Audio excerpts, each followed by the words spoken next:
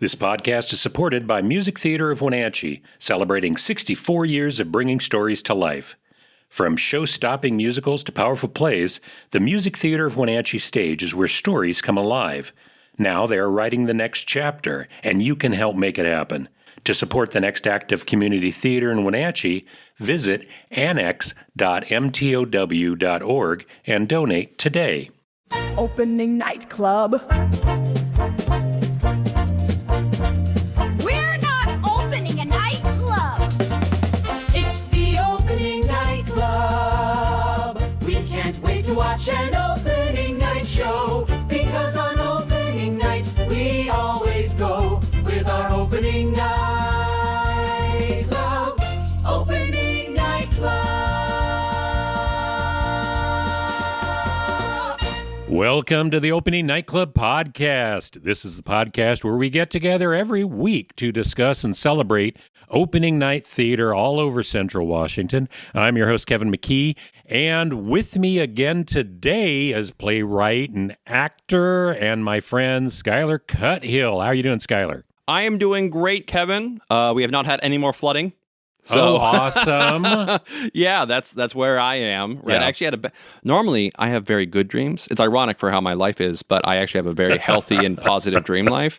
And very rarely for me, I had a bad dream the other night. Not a nightmare, but a bad dream that it was flooding. Like it was flooding my house. Oh. And obviously it was flooding the rest of the town or whatever. And so while I was like bailing out water and trying to like get the goats and all that, all the tenants were calling me and saying, "Skyler, it's flooding." And I was going, "Thanks. Yes, I know." And then as soon as I would hang up, another tenant would call me and say, "Skyler, it's flooding." And I go, "Thank you." So not a nightmare, but I will say woke up and I immediately like opened my window and looked outside. Oh, no. It's like, please, God. I'm bailing water here. Please don't call. Yeah. Oh, I'm sorry. Well, I'm hoping it goes better. I think we finally got snow up in Leavenworth, so that should help the whole town.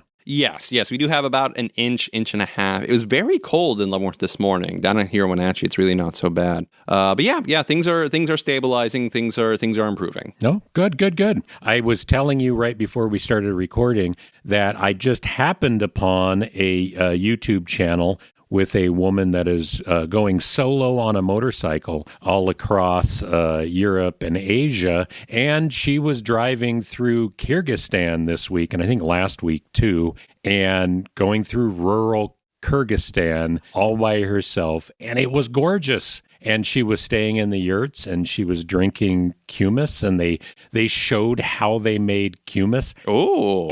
And how you milk a horse. I don't think I've ever seen anybody milk a horse before. Yeah, our forefathers kind of left that one behind in the primeval age. But no, in Central Asia, horse is the whole game, right? They eat horse. Mm-hmm. I remember reading, about Genghis Khan, and like he was part of a tribe that like got destroyed, and he swore vengeance, very cinematic stuff. And when he was chased out of his tribe, when it was destroyed, they ate the traditional Mongol meal. They slaughtered one of the horses and they boiled the horse meat inside of the horse hide. Oh, okay. That is the most traditional Mongolian thing you can do, right? And that's what like gave them the strength to be like, we're going to conquer the world. We swear revenge on the planet, as we eat this horse. No, it's very, very trad. Well, they were making the kumis, and they had this weird bladder thing that they would pour it into, and then every day they would have to churn it like butter for 20 minutes. And the bladder, I'm almost certain, was a hide of some kind. Oh, yeah, absolutely. Yeah.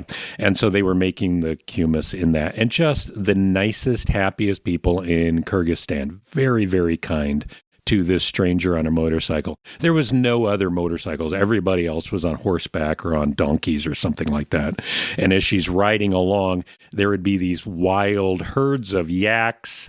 Anyhow, so that was I didn't know if Google was listening to me and was giving me videos about Kyrgyzstan after listening to the podcast, but somehow it happened. Oh, it absolutely does. Your phone. I think so. Even when you turn your phone off, right? It knows. It's so irritating. It listens. Yeah. So today we're not actually talking about opening nights, because starting in January, almost immediately before our next podcast comes out, we're going to have auditions for 2 weeks. We have auditions everywhere for the next season. And Skyler and I want to make sure that everybody understands what the shows are, what you need to do to audition, and just encourage everybody to get involved, go out and audition. And we want everybody to be successful because you are part of the opening night club. We want you to get roles, and we want you to be involved and be successful. All the big shows are auditioning over the next month and a half. Yeah. This is the auditioning season. So we have 3 auditions coming up in the next 2 weeks, and then Leavenworth Summer Theater also auditions in the middle of February, in the second week of February. Okay. So yeah, this is it. This is when it's going to happen. So we're going to go ahead and start, and we're going to just kind of plow into this. The first one is on the 4th of January. That is the 1776 auditions. And this is a little weird because the show doesn't happen until it's Hot August Nights, which means it's not going to be happening until August. But the auditions and callbacks are January 4th and 5th. Yeah, so we talked about this a little bit, that Jamie Donegan, who runs Hot August Nights, has a relationship with Marymount College on the East Coast. And so they often do bring in talent from there, or from the East Coast generally. So, they audition here first, and then he'll go talk to other guys. So it takes some time to happen. And I will say, for the last couple of years now, the Apple Blossom musical and the Hot August Nights musical have auditioned on top of each other. They've been at the same time at the same place. It is not happening this way this year, that Legally Blonde is going to be after 1776 auditions. Yes. And we want everybody to know about the 1776 auditions. They are first, and they start on Sunday. So it's not a Monday audition. You might not be ready back from New Year's, but it will be on the 4th on Sunday from 6 to 8 at the Numerica Performing Arts Center. I'm not exactly sure when the cast list would come out. Sometimes it will take several months for the cast list, for the whole cast to kind of come together. Yeah. But they will not start rehearsals until the 5th of July. In Leavenworth Summer Theater, I know you get notified pretty directly. It's a week, maybe 2 weeks. It's like a waterfall system. They start at the top and then they go down. So if one person says no, then they can go to their next person. They go to their next person. So often it does. They're not just being sons of guns about it. There's a real process there. A lot of people audition for multiple shows and then will take their best offer, right? Yeah. So then people get kind of like, can I get back to you in a couple of days? That kind of thing, because they're waiting for another offer to come in, right? So 1776, they had auditions January 4 and January 5, and then sometimes the offer doesn't come for a while. And part of it is we do have a mix of local community theater people, and they bring people from outside. And so they're kind of waiting to see who's available this next summer. They will start, they'll have a get-together and probably a read-through on the 4th of July. They'll have a party, and then they'll start on the 5th, and they'll do the whole show in 3 weeks. It is nice. It's a very compact rehearsal schedule. So I've heard that it is desirable in that respect. You really get in there and you get it done, which can be fun. It builds a lot of camaraderie. Yes. You're together a lot. So 1776, I think part of the reason they're doing it this year is this is the 250th anniversary of 776. So do you know what this one's called? It's not the sesquicentennial or something like that. It's the tri-half centennial. Sesquibicentennial? I have no clue. Okay. Anyhow, so, but I think that's the reason they're doing it. And they had a revival of 1776 on Broadway not too long ago. Yeah.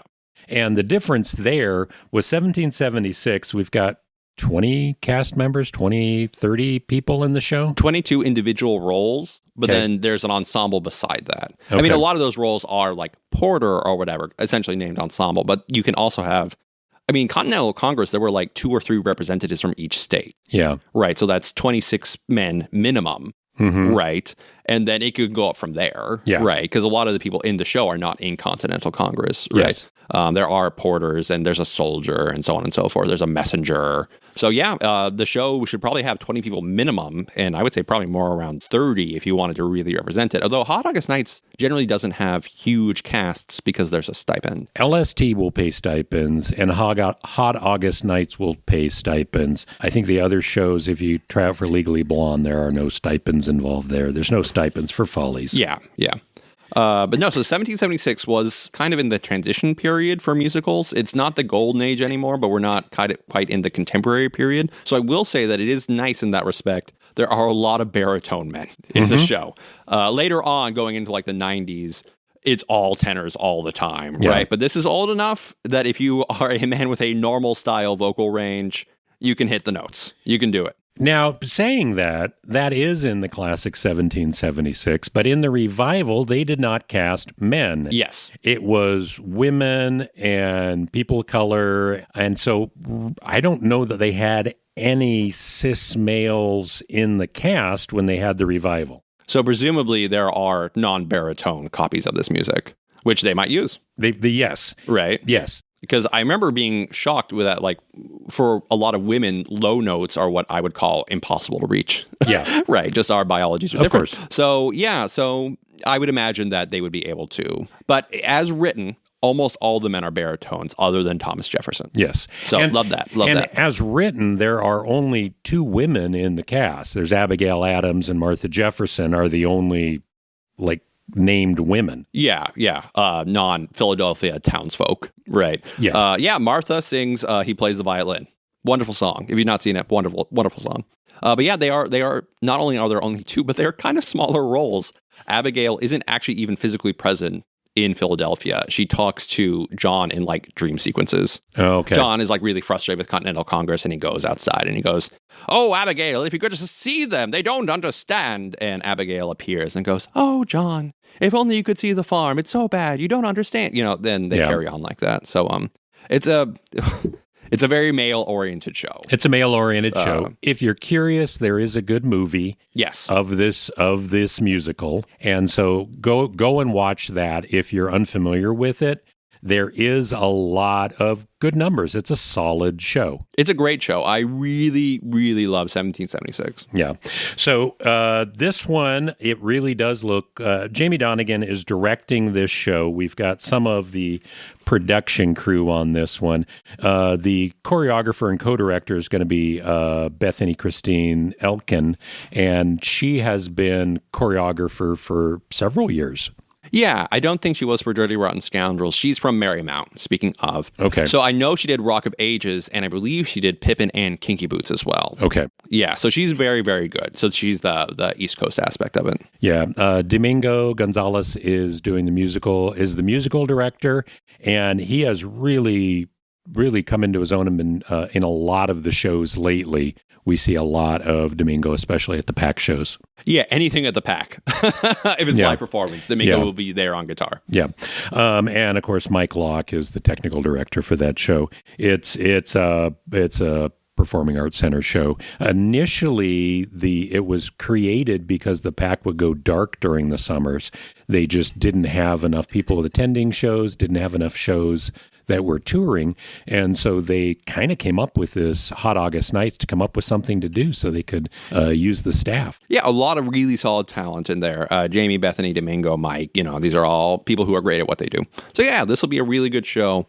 And I wanted to also talk about like the specific audition process. I've actually auditioned for Hot August Nights twice, so you shouldn't look to me for like good advice. But I can describe the process. To be clear, you've auditioned twice, and have you been cast? No. There we go. I'm 0-2. Okay. To be clear, though, Jamie made the right choice. Sometimes you audition and you don't get it, and you just like fill up with like rancor and spite and poison because they pick somebody who was worse than you. Every time Jamie picked somebody who was better than me. It was actually the same guy that beat me both times. Yeah, funny. Sorry. No, he was excellent, and the first time I auditioned, I really shouldn't have been auditioning for him. I was way out over my skis. The second time, I could have done it, but I was probably the wrong choice. So, no problems at all. But yeah, so the first day, there's a reading. It's John Adams's like first paragraph when he comes storming into Continental Congress. It's on the Numerica PAC website. If you click on the audition event, it's not very long, but it's full of vinegar, as they used to say, right? John Adams comes on and he's like screaming. He's like, "The British have run amok. They have, Are you going to do it? Are you going to do it? Huh? I could do it. We could both do it and then compare. Oh my gosh. Who do we like? Will the podcast audience cast us? It's possible. Oh my to kind of gosh. give them an idea. Do you want to try it? Sure. Why am I doing it first? Because you're the one who's familiar with it. Because you almost did it on your own. Okay. You know this. Okay. I've actually seen this movie quite a few times, so I'm ready to do my best. So John Adams comes storming in. I have come to the conclusion that one useless man is called a disgrace, that two are called a law firm, and that three or more become a Congress. And by God, I have had this Congress. For 10 years, King George and his parliament had diddled these colonies with their illegal taxes, and when we dared stand up like men, they stopped our trade, seized our ships, blockaded our ports, burned our towns, and spilled our blood. And still this Congress won't grant it... I ran out of steam. And still this Congress won't grant any of my proposals on independence even so much as the courtesy of open debate. Good God, what in hell are they waiting for?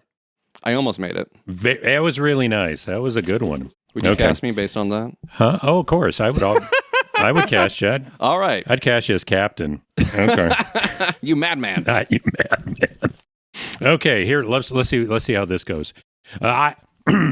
I have come to the conclusion that one useless man is called a disgrace, that two are called a law firm, and that three or more become a Congress. And by God, I have had this Congress. For 10 years, King George and his parliament have diddled these colonies with their illegal taxes. And when we dared stand up like men, they stopped our trade, seized our ships, blockaded our ports, burned our towns, and spilled our blood.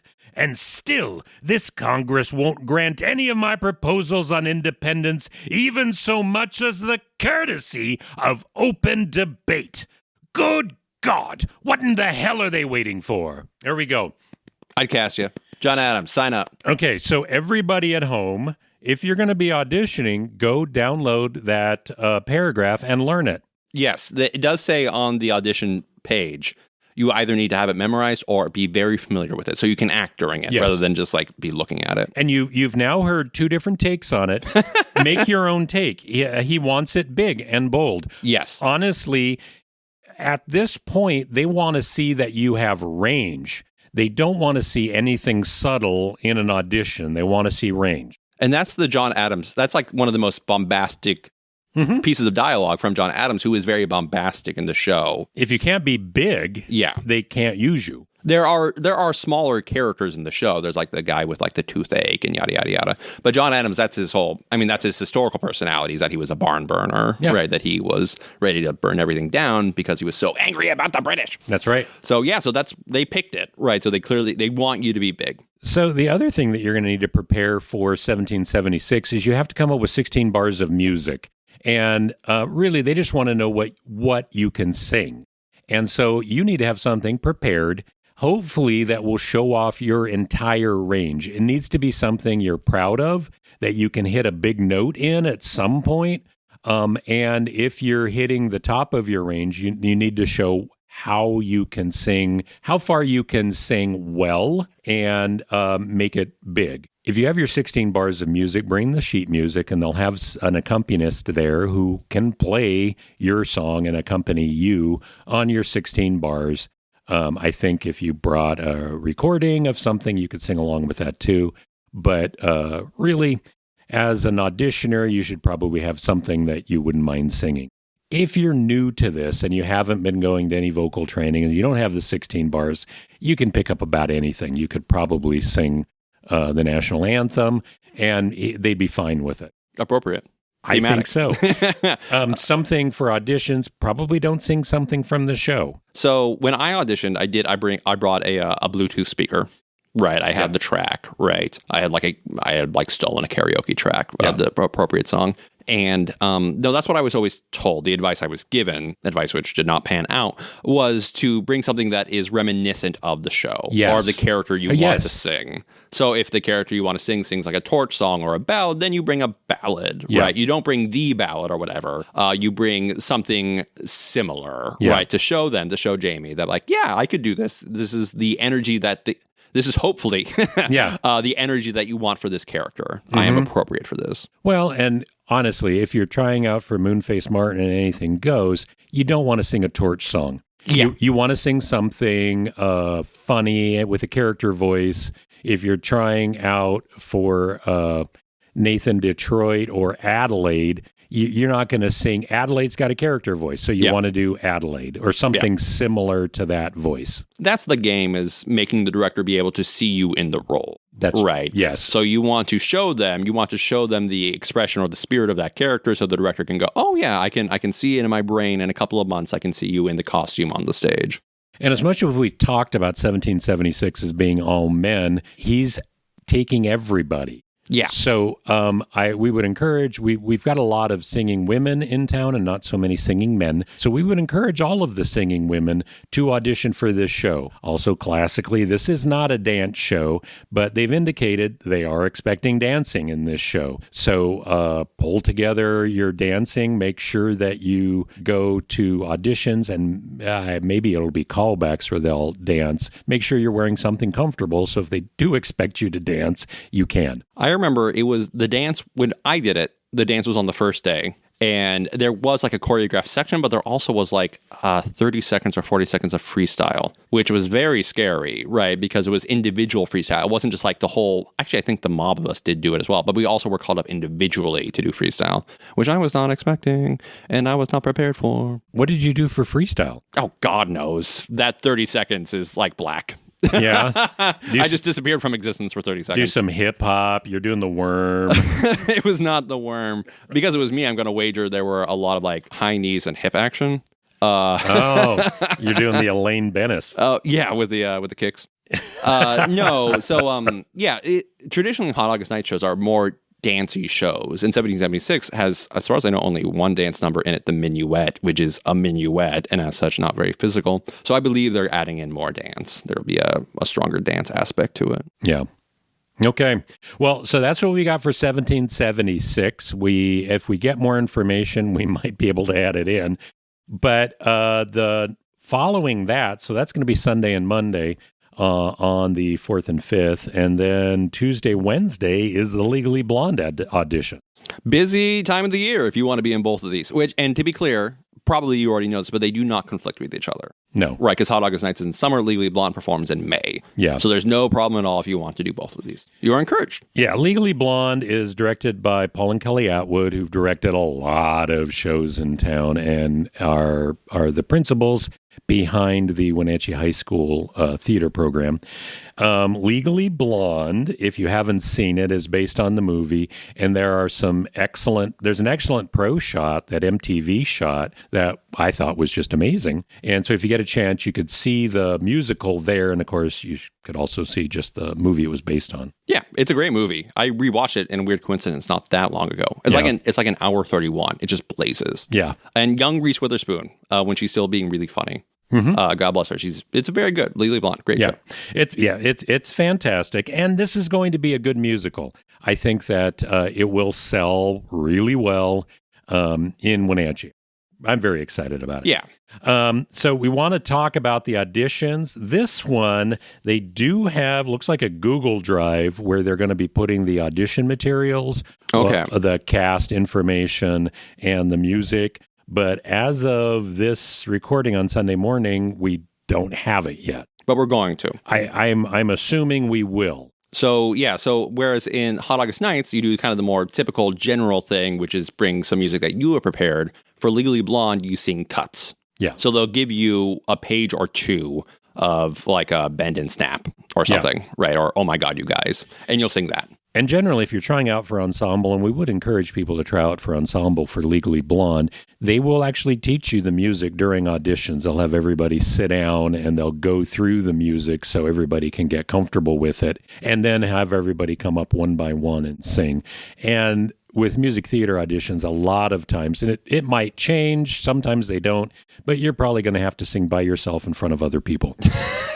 Just so you know. I hope if you're auditioning for a musical, I hope you're comfortable with that. Well, yes, but some people really just want to have them and the director in a room. I find that more. I find it too. I know the LST auditions, we ask them to sing, and there's 3 directors, and they're making notes the whole time. I find that difficult. Yeah. If you're singing with other people who are also auditioning, you walk back to your seat and everybody's like, hey, good job. You were so awesome. I wish I could sing like that. And in their mind, they're saying, oh, man, I wish they didn't do that. I want that part. I also, it's more like a general social type thing, with the, the MTW auditions. And also you can get a reasonably accurate idea of who you're up against. Yes. Right. Whereas in LST, you don't really know until callbacks or whatever.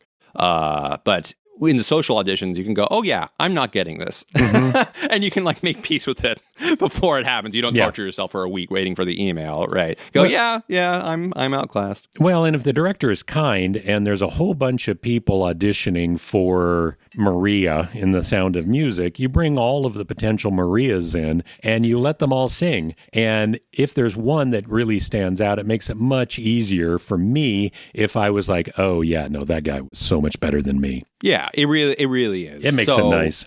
No, I find it more anxiety inducing to be like under the laser of three authority figures versus like, oh, you're all in a mob, you're all together, you're in the gang. But yeah, so January 6th is like the general audition for Legally Blonde. Then January 7th is the callbacks. So on the 6th, you'll be singing a cut. You'll probably be doing a cold read. And then there is also the dance audition. Yeah. So the choreographer will take you through it. It's generally not going to be super hard, right? But there will be some kind of combination. So bring movement clothes, right? You'll be up on the stage. Yeah. So I would like to kind of go through the characters just because I know that there are specific characters and the people that need to audition. We do have a lot of sopranos, mezzo-sopranos, and tenors. Yes, it's a modern show. It's a modern show. It's from 2007, right? So if you look at the list, there is one baritone, and it's Callahan, the older man, the wicked law professor. So yeah, and it's also a lot of young people, right? It's very specific that that Elle and the good boyfriend, it's the very traditional like Hallmark style setup, right? There's a bad boyfriend at the start and there's a good boyfriend later, and the female protagonist's journey of self-discovery is realizing that she's worth it and she doesn't have to be the slave to a bad boyfriend. She can find a good one. Emmett and Warner are the two boyfriends. They're college age. They are young people. They're from young my people. perspective. Yeah. And then we've also got Vivian and Enid and Serena, Margot, and Pilar. All of them are mezzo-sopranos and one alto. Yes. And so that's a rough one. Especially for basses and for people that are a little older than college. Yeah, the ensemble is like general college goers, but there is kind of a named ensemble. There's the Greek chorus, who are like three spirits of the sorority. Yeah. Right? And those are actually excellent roles. They're in the entire show. Yeah. They sing and dance a lot. They're like the animating essence of Bend and Snap, which is my favorite song by far. But yeah, so the Greek chorus is just great. Yeah. So no, it's not just the three leads, Elle, Warner, and Emmett. There's also, as you said, Callahan, the older male, and there's Paulette, who is a she's the Jennifer Coolidge part from the movie. Yeah, the hairdresser. The hairdresser. Right. You hesitate to call her old. She's supposed to be like, she's an adult. She has a business. You know? People that are older could play down, and you could fill that with anywhere from 30 to 50, I think. Yeah, she just needs to be older than the girls, right? Because the girls like teach her to live again, right? Yeah. They go, no, it's fun. And Professor Callahan is probably 40 to 60. Yeah, he's an authority figure. But also a tenor. I mean, just saying. The big one is probably Brooke Wyndham, who that's also a mezzo-soprano, but famously, the number in the musical, she has a solo, a very long, energetic number that she has to jump rope through the entire number. She's the Act 2 opener. Yes. And it's a great way to start off Act 2, just full of energy. Yeah, it's a very physical number. In the show, she's like a workout class instructor. Yes. She's like a famous athletics influencer type thing. And she's like showing us, right? Yes. She's like, here's my prison workout. So Wyndham is a great role. It's a great role. It's a big show-off role. And I mean, when I've seen it, she is jumping rope on top of a table. And she could be anywhere between like 25 and like 50. Yes. Right. I think in the show, she's supposed to be kind of a trophy wife, and then there's like a twist. So she could be younger, but she's older than the college students. Right. So you're an adult woman listening to this. Yeah. So those are the roles in here. There is they've got the UPS man. Yeah, the sexy UPS guy. The gay and European guy. Yeah, it gets pretty boy. Thin. Yeah. They don't have songs, but there's a lot of roles. And they can take a big ensemble. Yes. It wants a big ensemble. It's a dance show. Yes. Right. You want a lot of people for like, oh my God, you guys at the start and all that. Mm-hmm. The Apple Blossom Musical traditionally is where a lot of people get into the music theater system. It's where you meet people. It's how you kind of find your groove in theater. So if you can sing a little, if you can dance a little, this is a great opportunity just to try it. Yeah. It's a very welcoming environment. You are okay there. Yeah. No, I love the Apple Blossom Musical. Every year I think I need to get back into it. There's not really a role for me in this one, which is a bummer. Maybe next year. Who knows? Yeah. You're not going to try out for Warner, Emmett? No, I think that ship has sailed. Maybe after gym class, we could get a coffee. Oh, you my were God. Sky in Mamma Mia. I know, and I was too old for it. I was too old for it then, 6 years ago.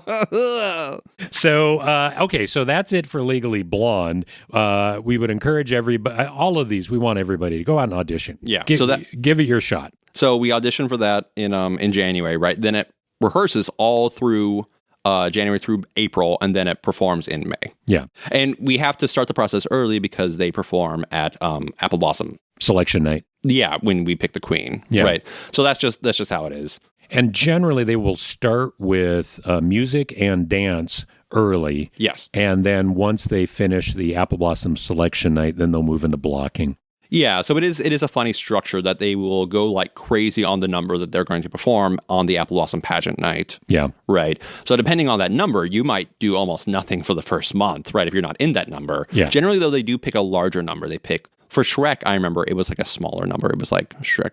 Remember, it was just Shrek and Fiona. Yeah. Yeah, but often whenever I did the Apple Blossom musical, it was like a huge number. It was it's an ensemble Luck Be a number. Lady, that kind of thing. Yeah. So probably you'll be in it. If you're in the show.